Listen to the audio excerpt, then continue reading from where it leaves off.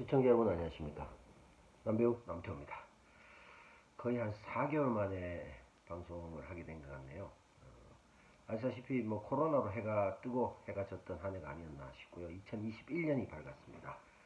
라이브 살아남아야 되겠죠. 예. 저도 이 지지난주에 팟캐스트 사시남정 연대기 사시 맨투맨 같은 거죠. 관두고 또 다른 프로그램 관두고 또 크리스마스에 녹음이었는데 남종석 불안당 때 그만 남아 있었어요. 근데 이제 그 방송을 하려고 했는데 아시다시피 그때 이제 팟캐스트 청정구역이었는데 팟캐스트에 코로나가 대거 발생함으로 인해서 지금 뭐 많은 방송 라디오부터 팟캐스트 유튜브 거의 다 중단이 많이 돼 있죠. 그 여파로 저도 출연 못하게 돼서 지난 한 10년간 팟캐스트 가까이 했는데 제가 2, 3주 쉰 적이 없었는데 이번에 2, 3주를 쉬게 됐습니다. 그러다 보니까 유튜브를 좀 똑바로 해야 되겠다 이런 생각이 들기도 했었고요. 그래서 이제 많은 분들이 이제 확진된 분도 있고 뭐 자가격리 들어간 분도 있고 그렇죠. 근데 저는 뭐 사실 이제 프로그램이 없기 때문에 이제 타가격리로 제 뜻과 무관하게 격리 상태로 이렇게 있게 됐습니다. 공연 쪽도 우리들의 사랑이라고 해서 김현식, 김광석, 유재하 이 세 분을 다룬 뮤지컬이 있었죠. 그때 제가 목소리로 출연했거든요. 멀티맨 하려다가 드럼을 못 쳐가지고 마침 잘 잘렸죠 어떻게 보면. 그래서 이번에 이제 12월부터 해서 한 달간 1월까지 공연을 하고 있는데 그 공연도 코로나 확진이 돼서 한 14명 정도가 배우들이 연습하고 이런 과정에서 스태프들과 확진이 됐습니다. 저는 이제 목소리만 출연했기 때문에 이미 녹음이 돼 있었기 때문에 또 가지 않았죠. 그래서 공연 쪽, 팟캐스트 쪽 간발이 서로 다 피해 다녔습니다. 그래서 저는 뭐 라이브 하고 있는데 여러분들도 코로나 각별히 주의하시고 조금이라도 이상이 있으시면 점검 받으시면 좋을 것 같고요.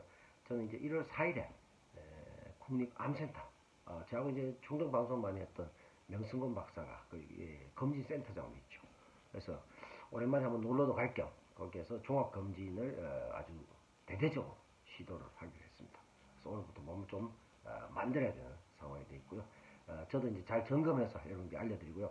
그간에 이제 방송을 뭐 사실 유튜브의 중요한 점이 정기성인데 지속적으로 못했다는 점을 좀 사과드리고 싶고요. 영화도 이제 제가 뭐 독립장편 2편, 상업영화 2편, 뭐 저예산 장편 하나 뭐 이렇게 해서 한 조금 나온 영화들이 한 5편 있습니다.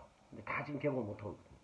안타까운데 올해는 좀 개봉해서 여러분들에게 객관적으로 좀 연기 평가를 받고 욕도 먹고 그렇게 아예 못 봐서 그냥 보지도 못하고 욕하는 거 말고 좀 보고 욕하실 수 있게 그렇게 개봉 여건이 됐으면 좋겠다는 바람이 있고요.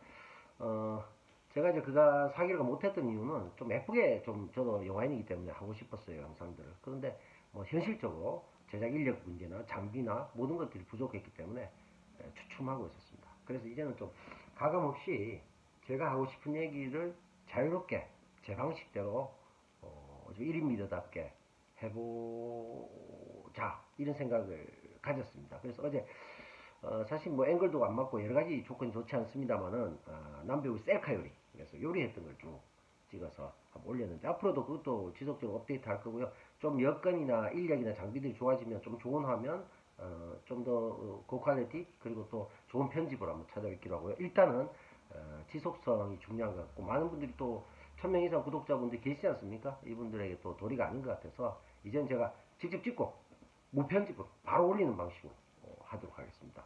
너무 예쁘게 하려다가 오히려 아무것도 못하게 되는 이것보다는 좀 러프하더라도 제가 올려서 지적받더라도 그렇게 올리겠다라는 다짐을 하면서 오늘 얘기를 시도해볼까 합니다.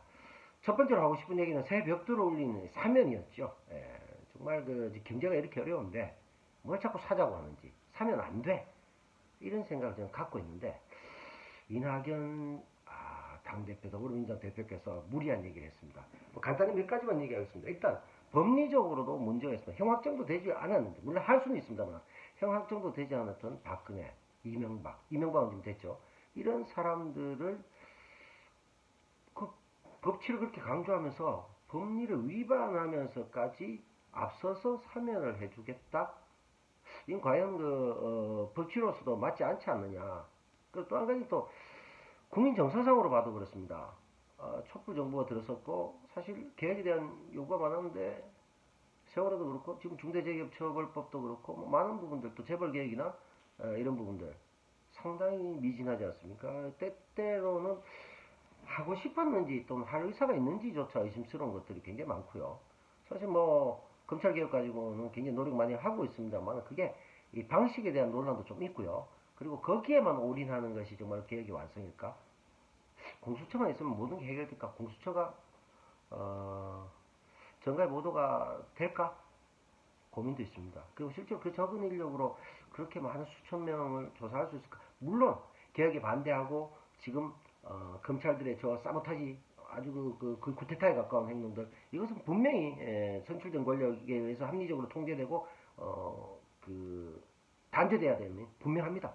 검찰이 단 한 번도 서민과 민중의 편에 선 적이 없기 때문에 그러나 선택과 집중 좀 잘하고 방식도 또 그리고 스크래치 날 만한 것 가지고 공격해서 작은 꼬투리 잡히는 것들 뭐 이런 것들에 대한 고민들이 있습니다. 그러나 오늘 뭐 본격적인 그 얘기보다는 이 사면이 어느 정도 나왔던 얘기가 일단 법리적으로 문제가 있고 국민 정서적으로도 보면 이 촛불 정부에 대한 계획에 대한 기대치가 지금 흡족하지 못하기 때문에 지지율이 떨어지고 있는 것이거든요. 우리 보수와 손을 잡아서 더 뭘 해보자 이거하고는 굉장히 다른 문제라고 저는 생각합니다. 그래서 원인을 잘못 파악한 게 아닌가 이런 생각이 들고요. 그리고 아시다시피 이 국민들이 아직 용서할 준비가 안 돼 있어요. 거기다가 결정적으로는 용서 받을 자들이 단 한 번도 용서를 구한 적이 없습니다. 이명박 같은 경우는 지금 코로나가 또 핑계대고 또 보석해달라. 툭하면 나갔다 들어왔다. 계속 장기계산만 하고 있습니다. 박근혜 이 사람은 전혀 반성하지 않습니다. 그리고 내가 뭘 잘못했는지 이해를 못하고 있습니다. 또는 이해를 안 하려고 하고 있습니다. 지금 몇 년째입니까? 3, 4년이 됐는데도 불구하고 그 사람은 전혀 자기 스스로가 잘못했다라는 인식을 갖고 있지 않습니다. 재판도 불응하고 계속 그렇게 살고 있습니다. 근데 국민들이 가해자가 전혀 반성하고 있지 않는데 용서를 해줄 마음이 생겼을까요? 저는 그거 아니라고 봅니다. 그리고 또 한 가지는 주체의 문제입니다. 용서의 주체는 국민이 돼야 됩니다. 왜? 대통령이 사면이라는 초법적 권력을 가질 수 있도록 해준 것은 국민이고 국민은 왜 그런 권리를 줬습니까? 본인들이 선출해서 대리해서 국민의 뜻을 잘 받들어서 정치를 해달라고 대통령을 뽑고 그에게 막강한 권력을 준 겁니다. 그래서 그런 초법적 권력을 줬지만 그 이면에는 왕도 마찬가지입니다. 신하들과 백성들의 눈치와 민심을 다 살피고 해야 됩니다. 근데 이게 하나도 준비되어 있지 않는데 먼저 앞장서서 가진 자들이 그리고 반성하지 않는 자들의 마음을 앞장서서 헤아려서 그쪽으로 표를 받고자 합니까? 저는 그게 굉장히 일단 인식상에 있어서 문제가 있다라고 생각하고 그리고 사면의 주체는 국민입니다. 뭐 여당 대표가 할 수 있는 게 아니에요. 건의해서 대통령이 금방 할 수 있는 것도 아니에요. 단적인 예로 DJ가 많은 민주화 운동 속에서 고생했고 노력해서 정권을 잡았습니다. DJP라는 좀 편법적인 방법을 잡았죠. 그러나 그가 열심히 노력을 했고 민주투사였다는 것은 분명한 사실입니다. 그런데 전두환과 노태우를 사면함으로 해서 많은 분들이 굉장히 실망감을 가지고 지금도 그 부분은 비판받고 있습니다. 왜냐? DJ가 신군부에서 탄압받은 사람은 분명한 것은 사실입니다만은 실제로 광주에서 총칼 들고 죽어갔던 시민들과 시민군과 그 많은 고통 속에서 연자제처럼 지금까지 고통받고 있는 그 많은 사람들을 대변해서 자기가 앞장서서 먼저 사면할 권한은 없습니다.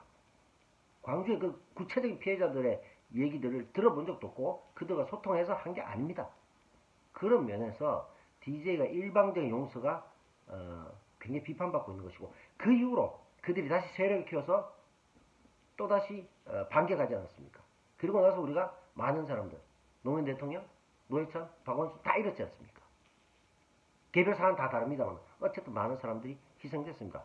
용서하지 않는, 용서받을 자세가 돼 있지 않는 자들에게 주체도 아닌 정치 권력을 위임받았던 그 힘만으로 일방적으로 사면을 하는 것의 폐해는 이미 DJ도 보여줬습니다. DJ가 많은 성과를 냈음에도 불구하고 이 부분은 굉장히 오점이 아닌가라는 생각이 들 정도거든요.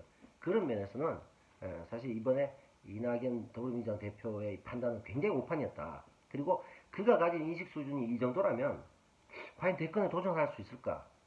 난 총리까지인가 보다 라고 스스로 자인한 것이 다름 아니다 라는 생각이 들고요. 또 한 가지는요.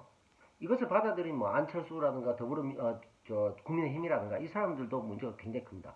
그렇다고 한다면 늦었지만 뭐 예를 들어 감사하다 뭐 이런 얘기도 했던 사람들도 있습니다만 본질적으로는 말이죠. 반성해야 됩니다. 그리고 자기들도 반성해야 됩니다. 그리고 김종인 대표가 비대위원장이 할 때도 예? 박근혜 탄핵에 대해서 사과하려고 할 때도 반발 많았지 않습니까? 자기들도 아직도 탄핵의 강 건너지 않고 그렇게 그냥 어물쩡 지금 3, 4년 지나고 있습니다. 그런 사람들에게 용서와 사면해준다?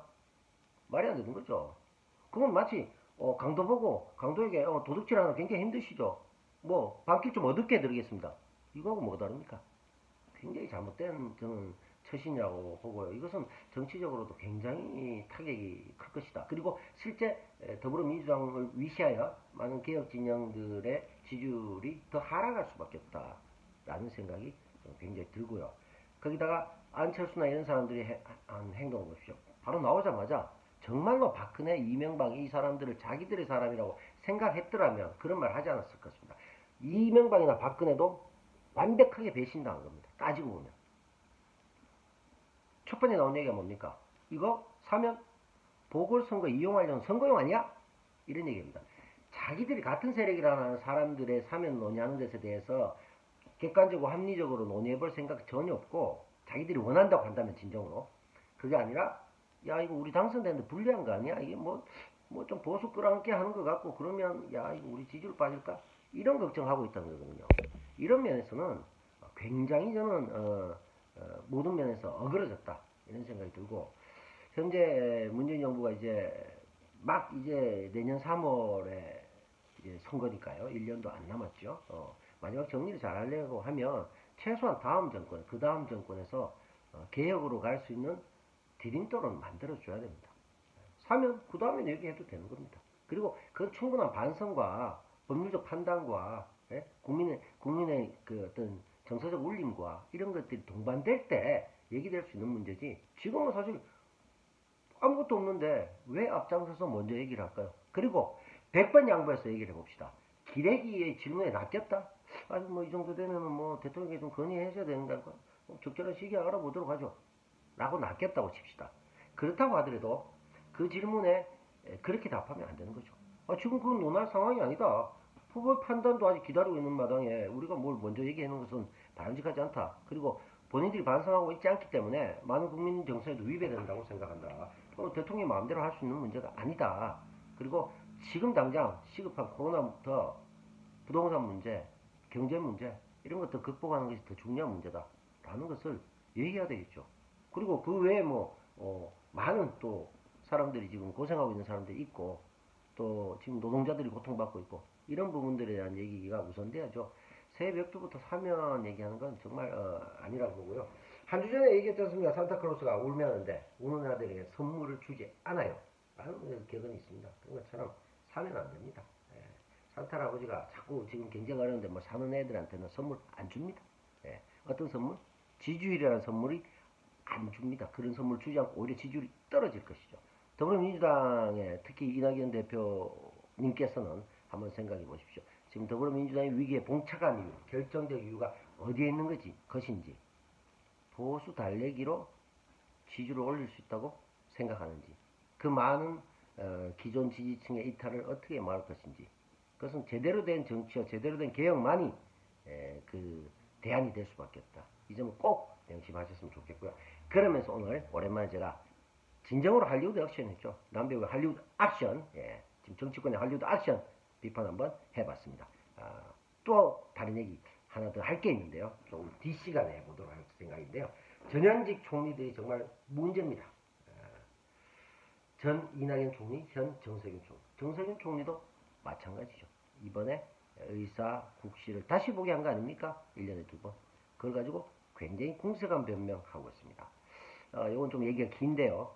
과연 맞을지 그것도 한번 알아보겠습니다. 전현직 총리들 정말 총리만 하고 말 건지 두 분 다 대권 나가겠다고 했는데 여기서 스스로 스톱하는 게 아니지 그런 생각이 들 정도입니다. 정말 어디로 가야 될지 깊이 한번 고민해 보시고 얘기하시면 좋겠습니다. 바람보다 먼저 가진 자들을 걱정하는 그런 사람이 되었어야 되겠습니까? 이상 남배우의 할리우드 액션이었습니다.